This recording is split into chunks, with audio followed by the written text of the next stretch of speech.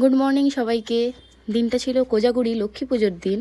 আর সেই দিন দেখো আমি সকালে তাড়াতাড়ি ঘুম থেকে উঠেই আগে কিন্তু আমি রান্নাটা সেরে নিয়েছিলাম, করেছিলাম মাছের ঝোল আর ভাত। আমাদের পুজো শেষে মাছের ঝোল দিয়ে ভাত খাওয়ার নিয়ম আছে, তাই কিন্তু মাছটা আমাদের সেদিন করতেই হয়। তারপর স্নান করে আমরা শাশুড়ি বৌমা লেগে গেছিলাম পুজোর কাজে। মা কিন্তু এদিকে নারকেলগুলো ফাটিয়ে কুড়িয়ে ভালো করে পাক দিয়ে দিয়েছিল নাড়ু পাকানোর জন্য। তারপর আমরা দুইজনে সমস্ত নাড়ু পাকিয়ে নিয়েছিলাম। দেখো কত নাড়ু হয়েছে এবছর আমাদের। নাড়ু পাকিয়ে নেবার পর আমি কিন্তু এদিকে ময়দা মেখে নিচ্ছিলাম লুচি করবার জন্য।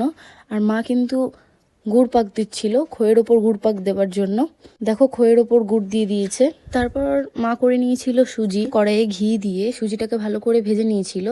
তারপরে জল দিয়ে চিনি দিয়ে সুজিটাকে ফুটিয়ে নিয়েছিল। ব্যাস, সুজিটা কিন্তু একদম রেডি। তারপরে আমরা দুইজন মিলে লুচিগুলো সব করে নিয়েছিলাম। আমি বেলছিলাম আর মা সব ছেঁকে নিচ্ছিল। তারপর সব ফলগুলোকে আমি একটু একটু করে কেটে নিয়েছিলাম। মা লক্ষ্মীকে কিন্তু আমি আগেই স্নান করিয়ে নতুন জামা পরিয়ে রেডি করে দিয়েছিলাম। তারপরে আমি বাইরের থেকে বরণ করে মাকে ভেতরে আসনে বসিয়েছিলাম। আর মায়ের গলায় যে রূপোর হারটা রয়েছে সেটা আমরা আগের বছর মাকে উপহার দিয়েছিলাম। দেখো খুব সুন্দর সেই হারটা। তারপর আমি মায়ের আসনের সামনে একটু আলপনা দিয়ে দিয়েছিলাম। এবছর খুব একটা আলপনা দিইনি, কেন আমার পুরো বাড়িতে ফেব্রিক দিয়ে আলপনা করা আছে। তাই মায়ের আসনের সামনেই ছোট্ট করে একটা আলপনা করে দিয়েছিলাম। পুজোর জোগাড় কিন্তু আমাদের একদম শেষ। ঠাকুরমশাই আসার কথা ছিল 5টার আগেই কিন্তু আমাদের সব রেডি। তারপরে নিজে তৈরি হয়ে গিয়েছিলাম, একটা লাল সাদা শাড়ি পরেছিলাম। আর ঠাকুরমশাই দেখো 5টার সময় চলে এসেছে। পুজোও হয়ে গেছে। আজকের ব্লগটা এইটুকুই। টাটা।